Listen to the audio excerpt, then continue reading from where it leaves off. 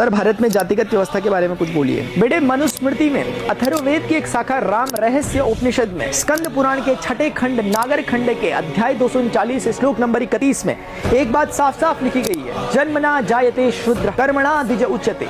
प्रत्येक व्यक्ति जन्म से शूद्र है, लेकिन अपने कर्म और कौशल के आधार पर वो ब्राह्मण, क्षत्रिय, वैश्य और शूद्र इन वर्णों को प्राप्त करता है। लेकिन भारत में इस प्रकार की वर्ण व्यवस्था को हटा करके जातिगत व्यवस्था लाने का पूरा श्रेय हमें अंग्रेजों को देना चाहिए। एक अंग्रेज अधिकारी हर्बर्ट रीसले ने भारतीयों को 2378 जातियों में वर्गीकृत करके भारतीय वर्ण व्यवस्था को ध्वस्त करने की पूरी कोशिश की। आपको जानकर हैरानी होनी चाहिए कि इंग्लैंड का पहला फॉर्मल स्कूल 1811 में खुला।